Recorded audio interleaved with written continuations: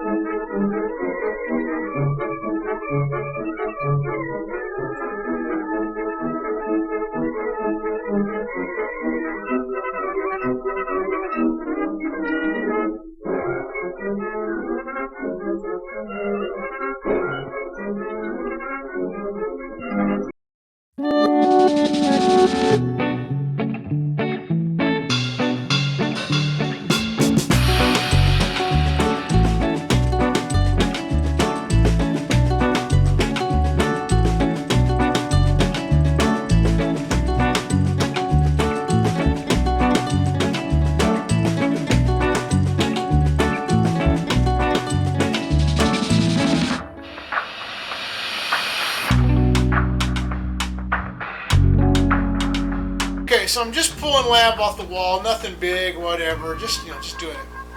But as you can see, buried in the wall there, with lab attached to it, this is a piece of baseboard. Over here on the back, you can see where paint's run, they painted it on the wall and it's run down behind it. I got multiple colors. I've got like a really pale blue and some more of this kind of green, antique, white kind of stuff, but this is just a piece of baseboard. It's about 5 feet long. I have no clue where this may have come from in the house, but it was buried in the wall. In fact, that would have been buried behind that chimney stack, because right there's where I'm tearing those lath off. So on the other side was the chimney stack, but this would have been between the chimney stack and it had lath attached to it on this side and then plaster. So this literally has been buried up against the chimney stack for however long that wall's been there. But this came off of somewhere in the house. It's just a piece of plain baseboard. I mean, it doesn't even have a molding on the top of it or anything, but the way that my baseboards are made is they have another piece of molding that come down and sit on top of them. And whatever you could find to reuse, I guess they just reused it wherever they could. But again, just I've been here maybe 10 minutes and working, and again, just you find whatever you find. I will admit, this house I have found more boards, pieces of timber, pieces of dimensional lumber, pieces of just scrap boards like this that have been buried in the walls with lath attached to them than any other house I've ever had to work on, and where I've demoed out plaster. It's been very unusual and very just bizarre, the number of boards I have run across that are not attached to anything except lath. And they just ended the lath on it. I mean, that board in there, they just ended the lath on it. They had pieces overlapping. And the only purpose it served in its life was to hold the lath on. And that's not the way that real good plasterers, carpenters and whatnot back in the day did it. I mean, they ran the lath from stud to stud, and occasionally you might have a board that had to have a little backer on it to make sure it catch the lath. But the way that this house has been done, never anything close to this. This has just been absolutely the most bizarre thing I've ever come across. How many just random boards. in the ceilings, in the walls, you name it. I have just uncovered just hundreds of just pieces of scrap board. I mean, just like, some of them have been trim board, some of them have been, like I said, 2x dimensionals. Some of them have been exterior, the lap siding. Some of them have been bead board. It's been hilarious. It's just whatever they had available at that moment, they grabbed it, stuck it in there, drove nails into it, and away we went. So, but I started taking those lath off, and I just saw that, and I thought, that's a piece of baseboard, and I just had to kind of giggle. So, but yeah, I literally just pulled that out of the wall, and that is a common occurrence around here. So let's get back to work.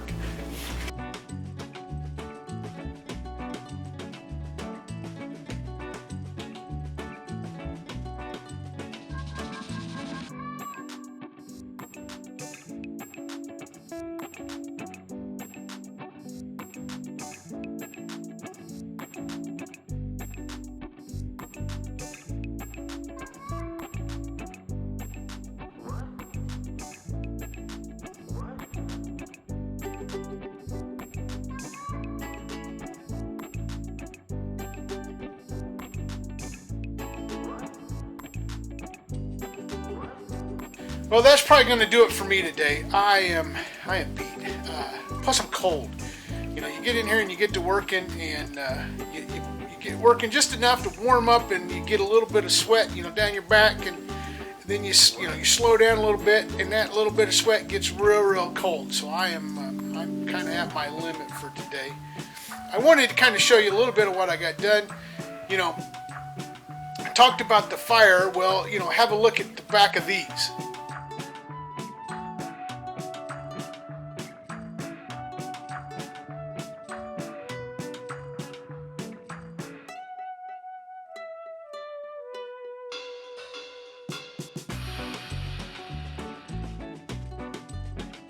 Well, that's the back of the lab that I pulled off of the wall right here that was behind the sink. And let's pull the camera around, and then I'll kind of show you a little bit more of what I'm looking at.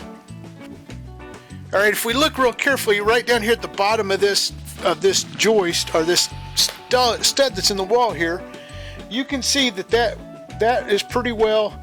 I mean, it's pretty charred. It is charred all the way up, on both sides. The fire obviously came up through either this cavity or this cavity. The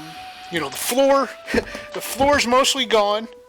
It's pretty rotten all the way across there, and charred as well on the bottom side of it. And if I tilt up a little bit here, you can see that char goes all the way up into, as far as I've got up into there so far. I don't have any idea, like I said, when the fire was or how major it was, but I know even around the room, if I, as I've pulled some of the lath off, I mean, you can see that there's a lot of black char on, pretty much the whole room.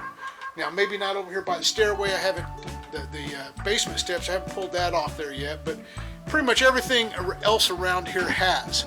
Now, obviously, as far as what I got today, I didn't film a whole lot of this because I didn't figure you wanted to stand here, watch me pull lath off the wall.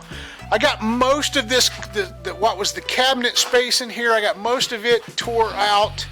I still got a little bit of ceiling, but I got most of the double wall tore out and cleaned up. And then I got the whole space here that is under the steps from the first floor to the second floor, which is the back side of the kitchen. I got all of it tore out today and cleaned up. It was kind of a mess.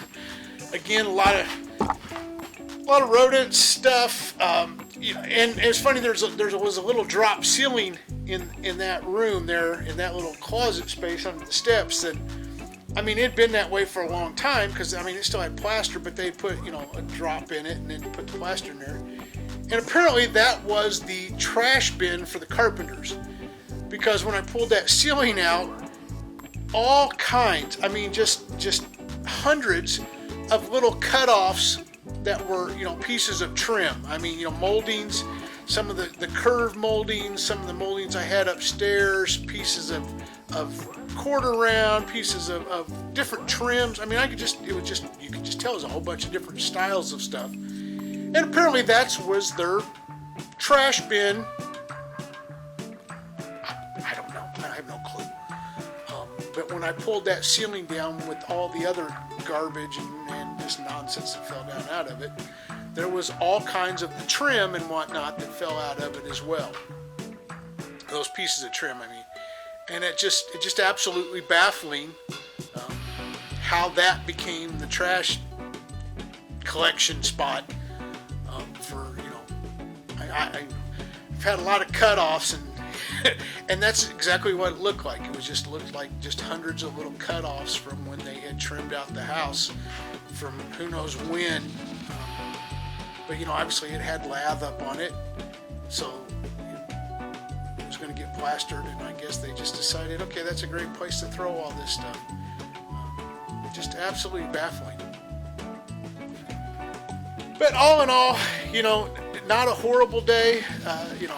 My wife says I have high expectations of myself every day, and I do. Sometimes they're not realistic. I was hoping to get, all this, these cabinet spaces. I wanted to get all that done. Wanted to get the space under the steps done, which I did, but I also wanted to get a lot more of the lath off the wall. I didn't get that far. I still don't have the ceilings down in this room, so I still don't have all the flooring up. In fact, after seeing some of this flooring underneath the sink here, there's a part of me that's almost hesitant about pulling up all the flooring, because it may be all these layers of linoleum and whatever else is on here. I mean, I know there's several. I mean, I have a good 3/4 to an inch from the what is the subfloor up to the top layer of linoleum. So it may just be all the linoleum layers that are basically holding this floor together at this point in time, but I'm not going to let it stop me. I'm going to pull them up, and if the whole floor caves in at that point in time, well, then, it's going to be replaced anyway, so okay, we'll have a little further along than what we thought. But still got the little half bath back here to do, and then these ceilings, and then basically it's turned the whole project into moving process again, and move everything out of the next 2 rooms so that we can finish off the rest of the plaster demo, because I really want to be done with this. This has taken a long time and a lot of work, and I want to be done with this part of it. So we'll come back at it here again soon, and we'll get back to work. So until then, have a great one. Good morning. It's me, Mark, again, and we are back here for another day of work. I'm still in this kitchen. My plan today is to try to get all the ceilings done and all the rest of this room gutted out and get it finished, get it cleaned up. It's going to be kind of an interesting scenario, and I will show you why. All right, so up here, this is the space above my staircase up into the floor. As you can see, as I'm taking this out, there's nothing that's bearing on anything. I mean, it's literally, they're just, like I said, I had there was boards that were just, a top plate that was just nailed into the lath for the most part, and then there were studs nailed down to the floor. I mean, it went from the top plate down. But this wall should be a bearing wall. I mean, this is the bearing wall. This is where the house ends, or the original house, what I think was the original house ends. And you can see, looking at this wall, I mean, what is this nonsense? I mean, this is just, it doesn't do anything. This one right here runs at about 4 inches out of square from the bottom to the top. Here's a header across from this door frame. This board's too short, so we put a little 3-inch piece in it, and then we finished off the header. And then the rest of this, I mean, it's not attached. It's not attached to anything. What's holding it up? At this point in time, what's holding it up it's imagination and tradition. What else can you say? Because there's nothing. I've looked up here at a couple of these floor joists. They end short of what should be the bearing wall. They're not. They don't run all the way to the end. Now the floor joists from the other direction, in what was the older part of the house, those are sitting on top of the bearing wall. But the floor joists that run back to the back of the house, they're not sitting on anything. I mean, they got like 2x4s nailed into the side of them, and that 2x4 runs across to the old floor joist, and it's nailed into the old floor joist. And that's what's holding up my second floor. It's almost scary. It really is. I check the boards real good before I take them loose, and when you're like, it's not doing anything, it's not attached to anything, and so I go ahead and take it out. It's crazy, but whatever. We just keep on working and hope its imagination hangs on for dear life, because I really don't know, and it's got 150 years of tradition at this point in time, so it's got a good tradition and a good imagination, I think, and that's what's holding it up. I hope the two of those things combined can, ward off gravity. My dad has teased me. He says, if you hear it start creaking, are you going to take off running? And I said, well, yeah, probably. But so far, it doesn't creak. It just keep right on plugging and chugging. So we got a ways to go yet. So let's get to it. All right. Well, I am here in the kitchen, obviously, and I'm working, on this wall that's between the two rooms here. This is where the cabinets were, the built-ins and whatnot, and I'm having a real difficult time figuring some things out. If I show you the ceiling right there, you can see that there are lath and plaster still right there on that ceiling, but then there's also some old plaster on the other side of that wall right there. Well, I looked at that real carefully, and I've studied it, and I've got up there, and I've climbed around a little bit, and on the wall on the other side both. And I'm getting some backlight, so let's move around. But I've looked at all of that very carefully. I have a running joke with my wife and my son, and it goes like this. I send them a text message, and I go, have I said recently I'm not sure what's holding this house up? And they laugh, or they'll send me back some sort of funny face or something along the lines of, my son yesterday goes, in the last 24 hours? I don't think so. And I said, okay, we'll start the clock again because I'm saying it today. I have run in, obviously we have run into all kinds of structural issues in this house. And one of the things that I'm really struggling with right now is, I was surprised when all those floor joists over there, their second floor joist and the first floor ceiling joist, they run this way. I mean, we can see that. But I know in the basement, they run the opposite way. And I know that on the ceiling of the second floor, they run the opposite way. So from the ceiling of the second floor, which is the floor of the third floor attic, they sit on top of a wall. And they sit on top of a wall upstairs that runs down, split the two bathrooms in half. Well, this wall, or part of this wall, or something in this wall, should be bearing. It should be holding up the rest of the second floor. So I've worked my way around, and I've tried to figure it out, and I've looked at this because, if I look up there, where that drain from the toilet comes through, the one joist has been almost cut entirely in half. The one next to it has been cut in half. I've got all kinds of just mess. And believe it or not, that same floor joist that's cut in half, when it comes down to this end, it doesn't support on anything. It doesn't bear on anything.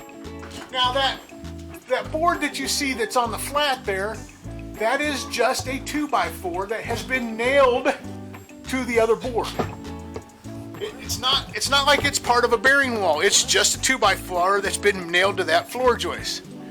So it took me a long time to try to figure out what exactly is holding the second floor bearing wall, that's holding the third floor and then holding the roof load that's being transferred down. And I think I finally figured it out. On either side of where I had this chimney stack, my chimney stack was right here in this cavity. It went up, so I got a stud here and a stud here and a stud on the back on the other side.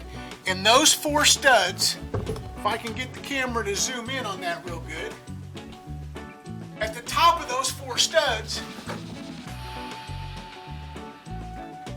there is a cross member. The studs go up, and then there's a cross member that was basically effectively framing out that chimney stack at one point in time. But those are solid. They go all the way up, and then they run across, and they go all the way to the floor. So as near as I can figure, all of the load from upstairs is being transferred down through those 4 studs with those cross members on top of them. That's the only thing that's bearing. These go all the way down to the floor down here. 2 of them are actually sitting directly on top of floor joists that go, I can see in the basement. And those floor joists are sitting directly above the concrete wall that was added, at some point in like 1917 or something like that, because that's what the blocks say. And those sit right on top of that wall. Now,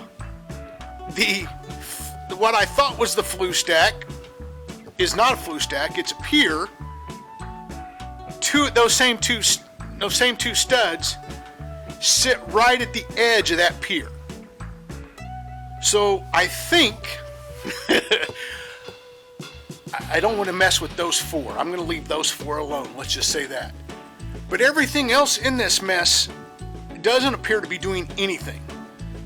I've got floor joists that literally, like I said, they're not bearing on the far end.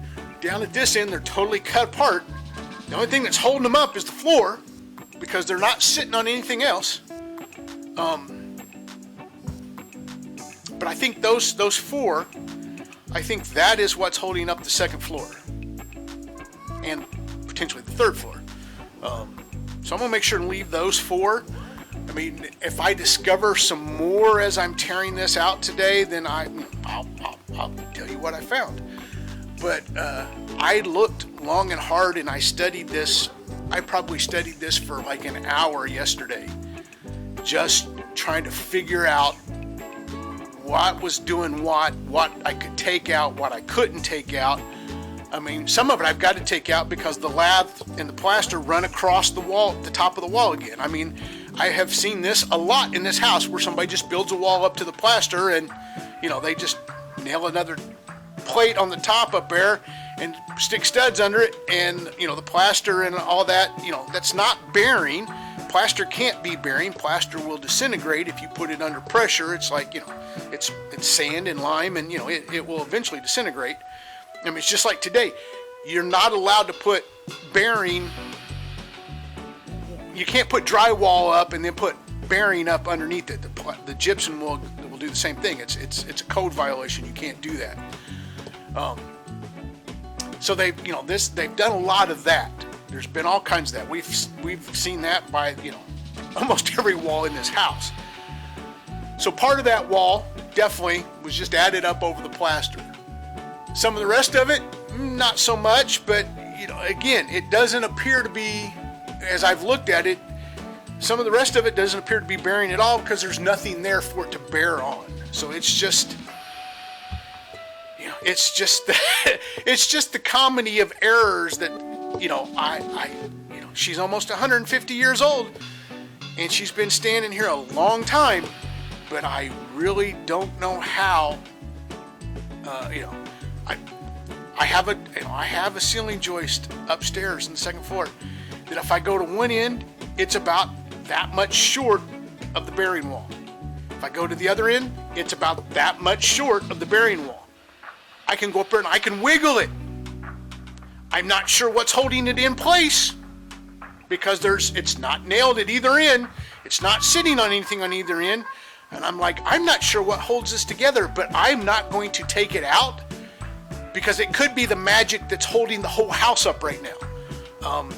And I say that only halfway joking, but it is really, sometimes it's really disturbing when you go, crap, what's holding it up? I don't know.